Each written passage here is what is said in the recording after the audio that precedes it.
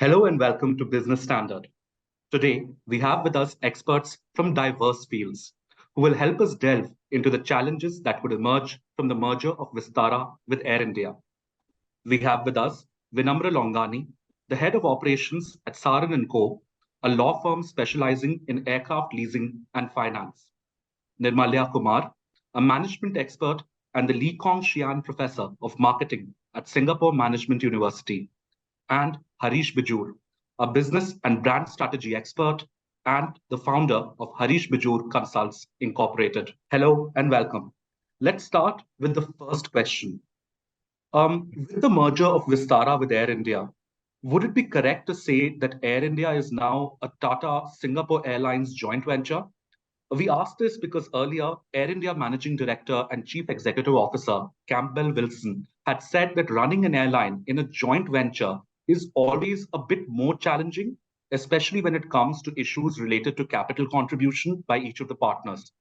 So, what does this mean for the future of Air India as far as managing the airline goes? I would direct this question both to Nirmalya and Vinamra. And Nirmalya, you can go first. All right. Good morning or good afternoon, as the case may be, to everybody. Managing any joint venture doesn't matter which industry is challenging. In the case of Air India, Vistara, or whatever the Tata Airlines is called in its various functions, is going to be much more challenging for a very simple reason. When a company is making loss and you do a joint venture, it means you require continued infusions of capital to meet the operating expenses. And this is where the problems start arising, because if one partner wants to grow faster than the other in a loss-making business, it's even problematic in a growing business if capital is needed. But in a loss-making business, it becomes especially challenging, because in some sense, what Singapore Airlines has done is that it signed up for several years of losses that it has to fund. And the question is now going to be as to whether the projections of losses are going to match what the actual losses happen. And in the airline industry, there's a lot of uncertainty with petrol prices and demand to know exactly what the losses are going to be in the future. So, Vinamra, what's your opinion on this? Well, you see, in my opinion, what the Tata Group and Singapore Airlines have gone and done is they've, by merging these two airlines, two full service airlines, which continue to make losses. I mean, Vistara's lost over $1 billion in the last 7 or 8 years that they've been around. So what they've done is they've plugged their losses in a way to make sure that they don't compete with each other, and they get together. And yes, I mean, a joint venture is indeed when two or more parties work together. So Air India would be a Tata Singapore Airlines joint venture, but one where Singapore Airlines has a vastly reduced shareholding. You see, at Vistara, they had a 49% shareholding. Once the merger completes, it'll be down. I mean, in the larger Air India, they'd have a 25.1% shareholding. Now, interestingly, which would then imply that operational control per se would be with the Tata Group. And while, yes, they've got Campbell Wilson, who's obviously from Singapore Airlines, that primarily is because, you see, Singapore Airlines is possibly one of the world's best run airlines, and known for service excellence and for all the awards that it's won. And that is what Singapore Airlines would, to a great extent, bring to this joint venture, which is what they did to Vistara too. So saying that, as far as the capital contribution is concerned, you see, at the very outset, Singapore Airlines would be putting in, investing $250 million. This is alongside their stake, 49% stake in Vistara. And as it stands, the Singapore Airlines has cash reserves worth $13 billion. I mean, this is as of 30th September 2022. So they're going to fund this through their own cash reserves. Also goes to show that, they're well capitalized and have the wherewithal to sort of not just run their own business, which is Singapore Airlines and Scoot, but also, participate in Air India. And interestingly, they've also committed to infusing another $615 million. This is, should this be required in the form of additional capital, and that happens, once the merger happens. Also, I mean, the other party here is the Tata Group. And I mean, all the revenue of the Tata companies in the financial year 2021, 2022 was $128 billion. So you see, we're talking about two people who have the wherewithal and who want to make who want to make a mark in the Indian aviation space. So yes, I mean, operationally, they worked together before, and one would like to think, given their long-standing partnership in Vistara, that they know what they're doing and they know what they're getting into. But I see they're both committed, and that the wherewithal and intent to run a good airline should sort of help them sail through. It is hoped that the combination of Air India and Vistara will bring in significant synergies. At the same time, would you say that one of the challenges emerging out of this merger will be to manage different organizational cultures? So, how do you see these synergies and challenges playing out? Yes, so let me just say that, listening to this discussion, you have to remember, I was there in the room with Ratan Tata and Cyrus Mistry and the CEO of Singapore Airlines the day the decision was made to enter the airline business for Tata Group. And I said no to it and almost got fired on the spot for that. Okay. And the reason I said no to that was I said, firstly, three things you have to remember. Number one is there is no airline companies only make profits under two conditions. First condition is, having been in the airline industry for 30 years, I can tell you, first condition is you make money if you're a low-cost player, like a EasyJet, Ryanair, Southwest Airlines, you make money. Second is, if you're a full-service airline, you only make consistent, sustained profits if you're in a country where there is no unions. Singapore Airlines, Cathay Pacific, Qatar Airlines, Emirates Airlines, all these companies. Otherwise, there's no money-making process in the airline industry as far as I know. There'll always be volatility. Second point you have to remember is, and the reason I was against going into the airline industry was, I said the largest airline, the most successful airline in the world, even if assume we build the most successful airline in the world, has a market cap of about 15 to $20 billion. Given that at that time, the Tata Group market cap was 140 billion and our 2025 goal was 350 billion, I said, we're getting into the airline industry is a waste of my time because I'm not going to ever get to my goal, building airlines of $20 billion industry, at a time. The second thing I want to say is, which is very pertinent from this discussion that I heard from my two colleagues, is that hope is not a strategy. Okay, hope is many things, but it's not a strategy. There is no strategic path to profitability for this joint venture for at the moment. Okay, and building a culture in a new airline is possible. Building a culture by merging two existing airlines is not possible. It doesn't matter how much you whip a dog, it's not going to turn into a horse. Okay, it doesn't matter. You can try whipping it as much as you want, but it's not going to turn into a horse. There has been no example of a successful merger in the airline industry, as far as I know. Okay, there have been attempts like the Lufthansa, Air France, KLM, all of these guys, but there has really been no successful attempt at a merger. Why? Because service cultures are much more difficult to merge than product cultures. Products you can merge, but service cultures, you are coming with lots of employees on each side because you don't advertise the brand. The brand name means nothing in the airline industry. What you do is you live the brand. And to live the brand, you live it through the people that you have. And the people that Air India has is not the people you would want if you want to build an airline, as was said, with passion. Okay, so now the question is, does Tata Group and Singapore Airline have the degrees of freedom to fire everybody and start anew? I doubt it very much, right? In a country like India with very strong labor laws. So good luck is all I would say. And please remember one thing. Hope is not a strategy, and you can't whip a dog and make it a horse. May I just quickly add to that? Because Nirmala has raised very pertinent points there.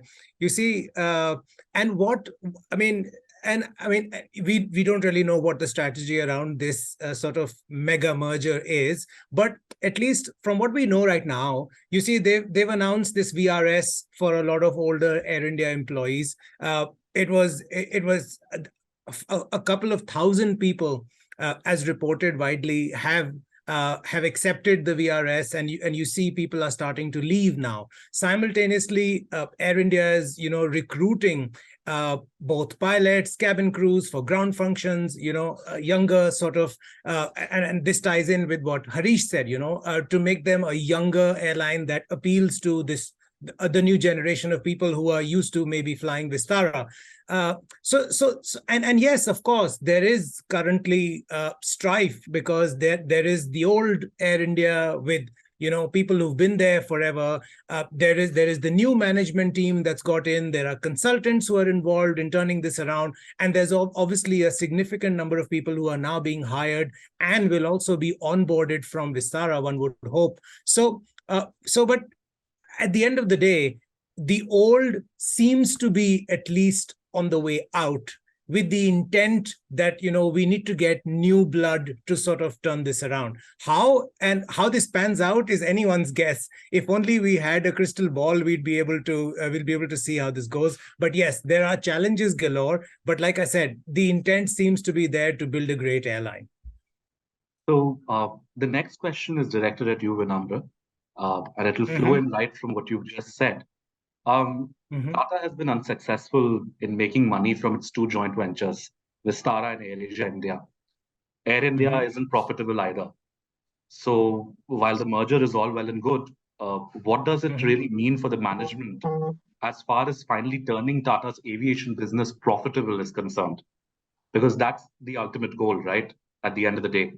Yes. I mean, you see, anybody getting into this business, I mean, be it their initial joint ventures with the AirAsia group or Vistara or now them sort of like, investing in Air India, it is very evident that profitability is not going to come around for the next couple of years. You see, they'll have to invest a significant amount of capital to turn this around. It's not going to be easy. And honestly, the fact that they've sort of bought Air India, to me, knowing that the challenges involved in running an airline in India, you see, we're in a country where, you lose money, at least on the domestic operation side, you lose money for 2 quarters because no one's really flying, and you make money for 2 quarters.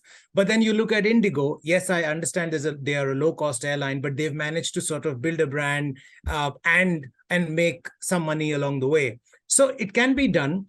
The advantage Air India has is 2/3 of its revenue come from international operations. And since the Tata Group have taken over in the last couple of months, you see the focus seems to be not just on the domestic side of things, but to increase their presence abroad, to, add frequencies back to Europe, to, bring these 5 777-200 LRs ex-Delta aircraft, which, by the way, have got a fantastic onboard product, and, use this opportunity where Western airlines cannot use airspace over Russia, and well, Indian airlines can, just like UAE Airlines, for example, can, and build their presence in the San Francisco market, from Bangalore and from Bombay. So you see, profitability is nowhere on the horizon. I mean, I wouldn't even be surprised if they don't make money for the next 10 years or so, but they seem to know what they've got into.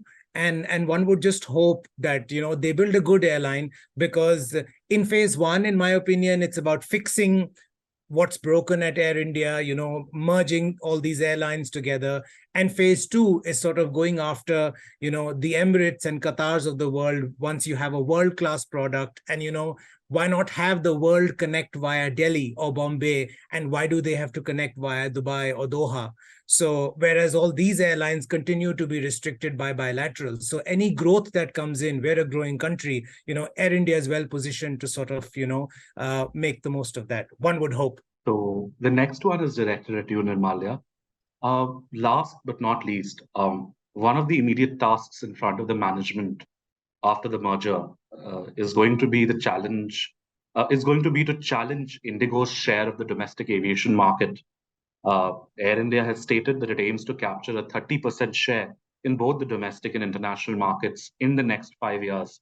So after this merger, what are the benefits and the challenges that you see arising as far as this goal is concerned? So market share in airline industry is an irrelevant factor, because, to tell you the truth, you define market share not by what is your market share, by defining how many hubs you have where you have control. So market share is really not a valid indicator in the airline industry. Secondly, let me just tell you, why don't people connect? Doing the connecting business to India is almost impossible. I connected on a flight from London to Calcutta through Delhi. I had to take out my bags, do the customs clearance in Delhi, and then go and check my bags in. Thank you. I would have next time I said take Emirates in Dubai. It's much easier. Okay, so I think, if you think that the international market is going to concede to Air India and say, please come and take over our market, I mean, good luck to that. I mean, the other people have been running in the airlines for 50 years. Secondly, you have to understand that Indigo, if I was Indigo, I wouldn't even worry about Air India.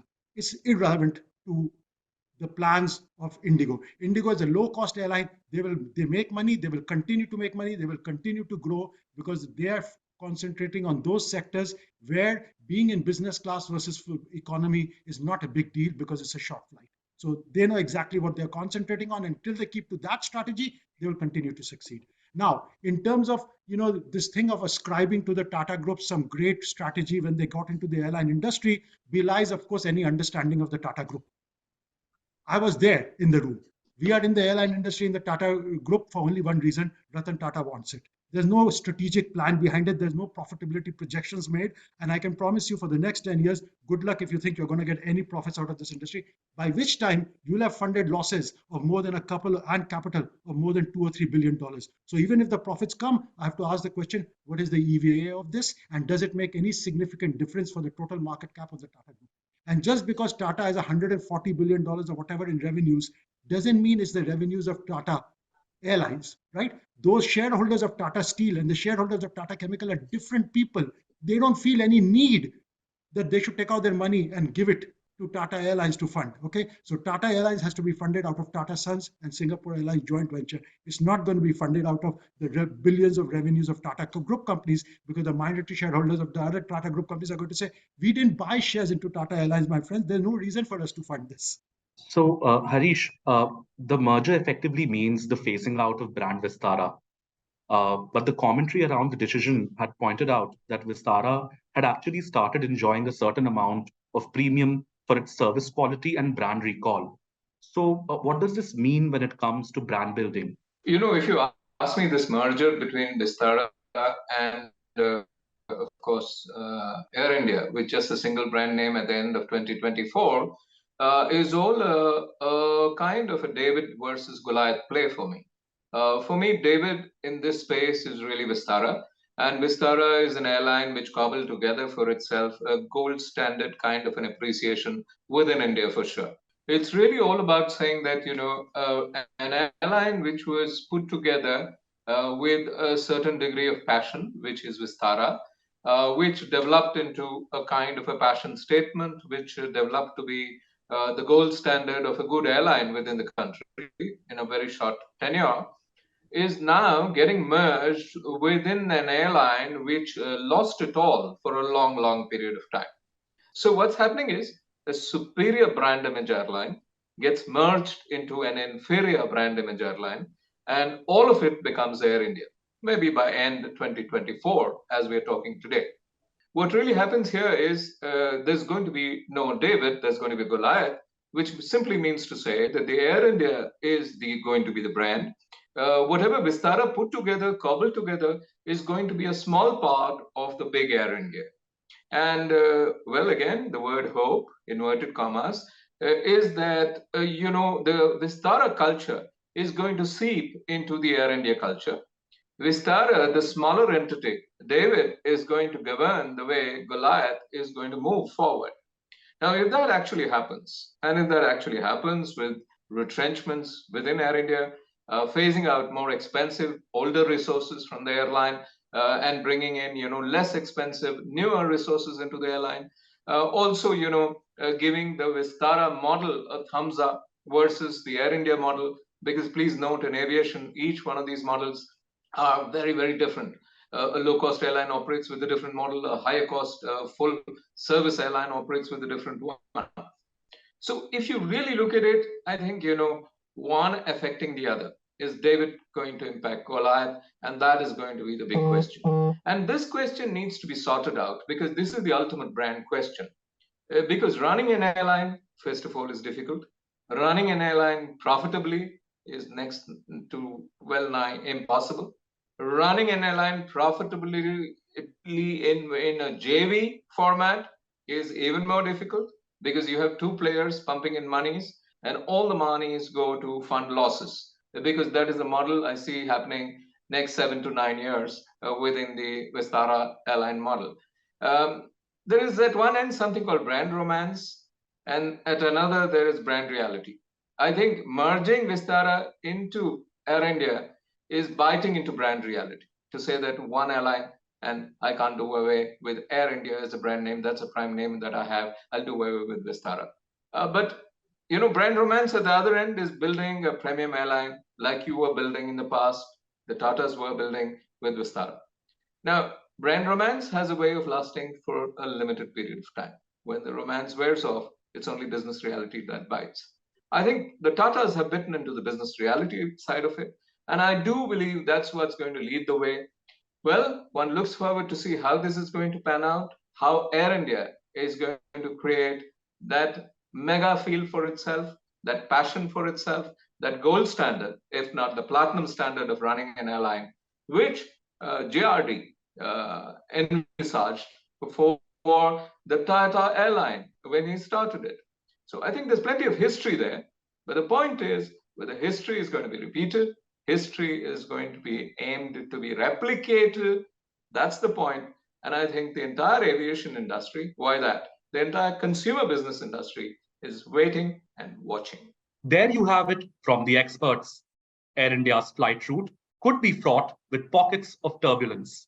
The merger concludes in 2024. You can imagine a lot of fingers will remain crossed to see if the Maharaja, armed with the might of the Tata Group, can reclaim its crown.